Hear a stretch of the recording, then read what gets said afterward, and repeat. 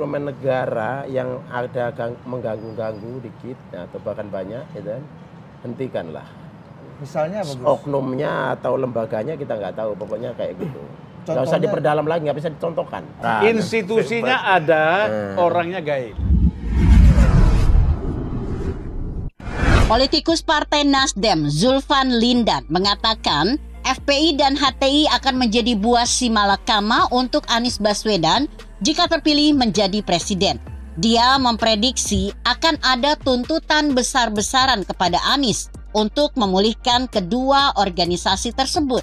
Dalam diskusi adu perspektif Detikcom 1 Februari 2023 kemarin, Zulfan menjelaskan tentang peran FPI dan HTI dalam memenangkan Anies di Pilgub DKI Jakarta 2017. Sebab bagaimanapun ketika Anies menjadi gubernur, dukungan oleh FPI dan HTI.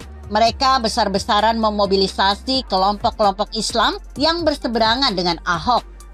Kalau partai-partai kan sembunyi-sembunyi nih. Ya kan, main di TPS saja. Tapi kalau mereka ini jelas. Gitu. Nah kemudian dengan ada peristiwa-peristiwa tertentu, akhirnya ini dilarang. Kan gitu. Zulfan menjelaskan, seandainya Anies Baswedan terpilih jadi presiden di 2024, maka kedua organisasi ini akan menuntut untuk direhabilitasi dan dipulihkan namanya. Mereka akan menuntut sebagai imbalan setelah memenangkan Anies Baswedan. Kemudian sekarang begini, kalau seandainya Anies jadi presiden, posisi mereka itu misalnya tidak direhabilitasi. Nah, ini kan kita berandai-andai, Gus, ya. Gitu. Nah, jadi kemudian mereka bikin demo besar-besaran, presidennya Anies Baswedan, ya kan, besar-besaran. Bagaimana sikap Anies menghadapi demo yang besar-besaran ini yang akan bergelombang besar, kemudian bisa menjatuhkan dia juga sebagai presiden? Karena ketidakpercayaan dari kelompok Islam ini terhadap Anies misalnya. Bagaimana sikap Anies yang orang harapkan dia sebagai seorang yang moderat, orang intelektual, filosofis, kan gitu. Yang diharapkan tidak akan terjadi hal-hal seperti yang kita lihat demonstrasi sebelumnya. Banyak makan korban. Bagaimana sikap Anies sebagai presiden menghadapi itu? Inilah yang saya katakan bagi Anies, FPI dan HTI ini bagi Anies itu si malakama. Selain itu, Zulfan pun menyebut Presiden Jokowi sudah tahu kalau Nasdem akan mendeklarasikan Anies Baswedan. Namun, Jokowi tahunya Nasdem akan mendeklarasikan Anies sebagai calon wakil presiden. Pak Jokowi udah tahu dari awal kok Nasdem akan mendeklarasi Anies itu udah tahu. Tapi bukan sebagai presiden, sebagai cawapres. Kata Zulfan Lindan dalam diskusi adu perspektif seperti disiarkan di YouTube Detikcom. Nah, logikanya cawapres saja presiden nggak mau kan, apalagi menjadi presiden. Zulfan kembali menyinggung soal antitesis yang dikaitkan dengan sejumlah program Jokowi. Nah ini kan kita sudah bicara soal IKN, ngelanjurkan ini semua program infrastruktur harus jalan, ya kan? Ini kan kita bicara antitesis, ya kan? Itu kan larinya kan ke situ. Sementara Ketua DPP Nasdem Effendi Khoiri atau Gus Khoi mengaku tidak mau komentar soal itu. Dia mengaku paham terkait persoalan tersebut, tapi memilih untuk tidak mengungkap ke publik. Saya tidak perlu sampaikan ke publik, saya tidak mau komen, tuturnya. Namun Gus Choi menyebut tantangan mendukung calon presiden Nasdem, Demokrat, dan PKS, Anies Baswedan, begitu besar.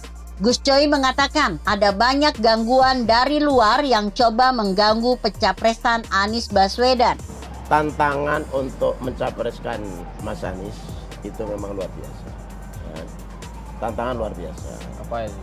Kalau dari dalam sih nggak ada, dari luar banyak. Saya tidak tahu mengapa tantangan begitu besar. Tentu saja beda dengan dulu ketika Nasdem mencalonkan Jokowi. Ya. Gus Choi menyebut Anies sempat menyampaikan bahwa mendukung dirinya adalah pilihan terjal. Dia mengklaim hal itu terjadi karena Anies memiliki kualitas memimpin negara. Kata Mas Anies itu kan pilihan kita ini, pilihan Mas Anies itu pilihan yang terjal. Tidak linear. Mengapa? Ya mungkin ini kader yang bibit, bobot, bebet itu memang memenuhi semuanya itu. Jadi memiliki kualitas yang berbeda. Dia juga menuding ada gangguan dari instrumen-instrumen negara. Dia meminta agar instrumen negara berhenti mengganggu pencapresan Anies.